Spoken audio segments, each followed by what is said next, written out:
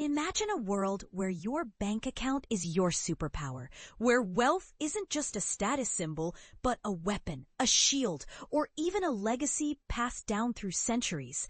In the DC Comics universe, money as power isn't just a trope.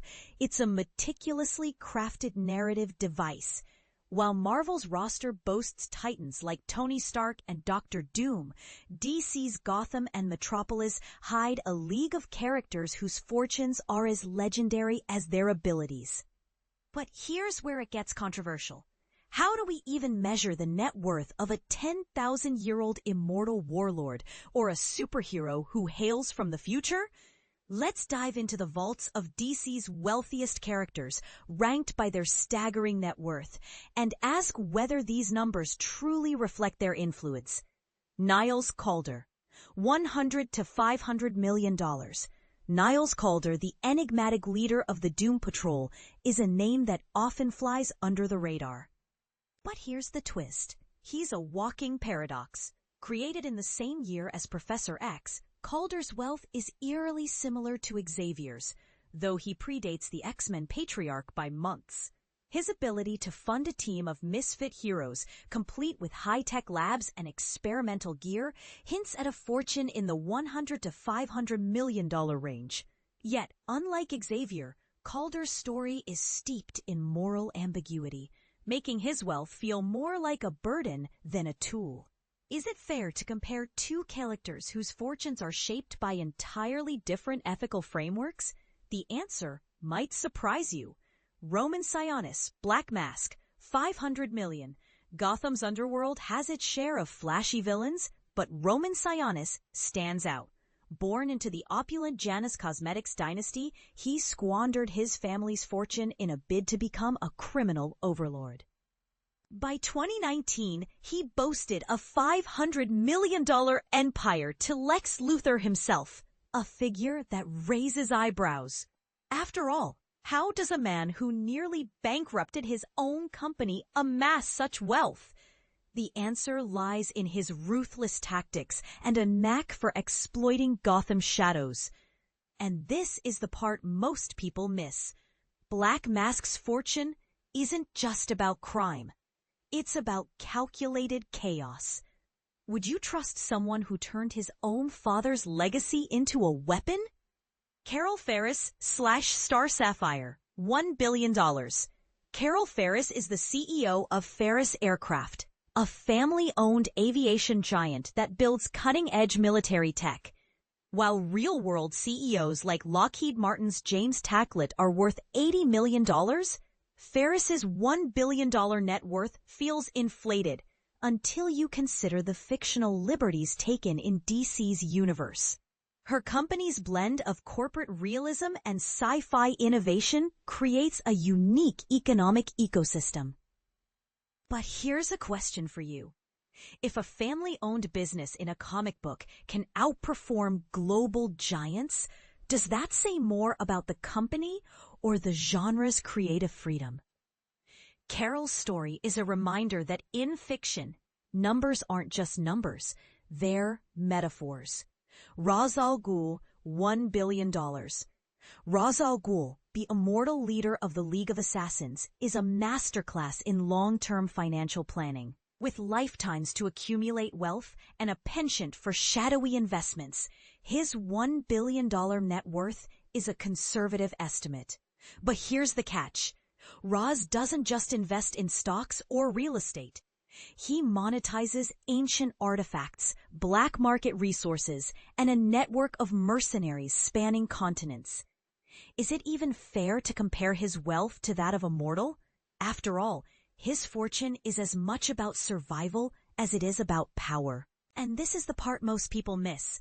Immortality isn't just a superpower, it's a tax advantage. Michael Holt, Mr. Terrific. $1 billion Mr. Terrific. The genius inventor and CEO of Holt Industries is a character whose potential is only now being tapped in James Gunn's DC universe.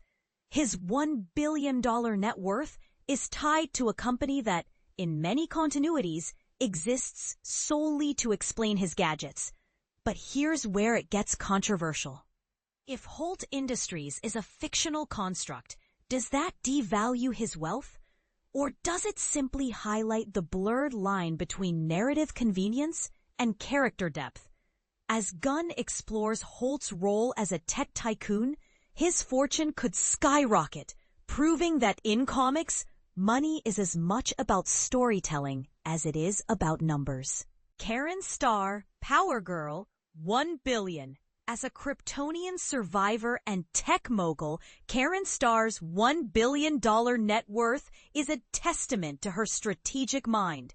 She founded Starware Industries in the 90s, selling it just before the dot-com crash, a move that likely secured her billions. But here's a question. Is her fortune a product of timing, or is it a reflection of her alien intellect? Comparing her to Earth 2's Michael Holt, who also has a $1 billion net worth, raises another issue. Should characters with similar roles in their respective universes have identical financial profiles? The answer might depend on how you define success.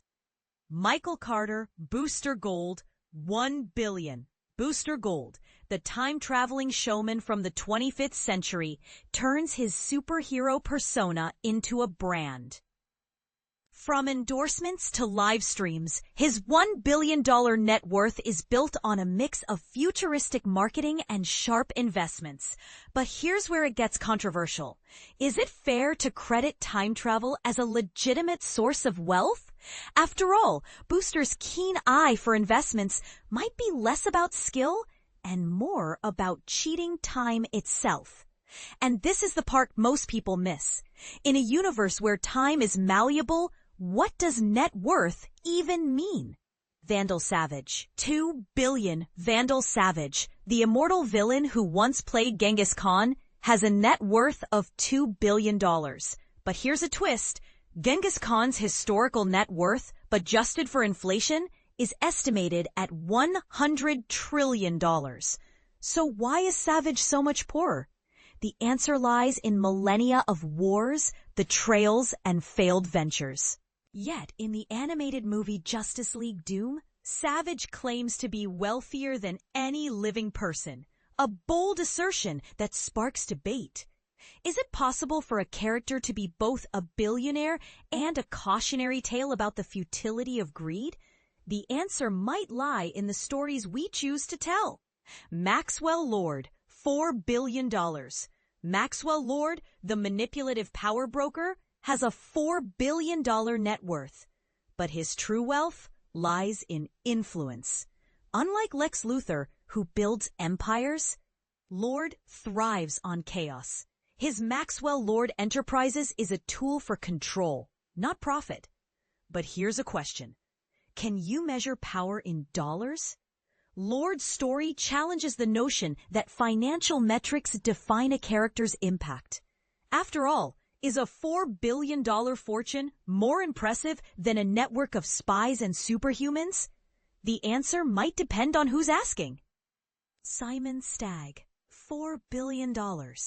Simon Stagg, the mad scientist turned billionaire, built his $4 billion fortune on scientific innovation and morally questionable experiments.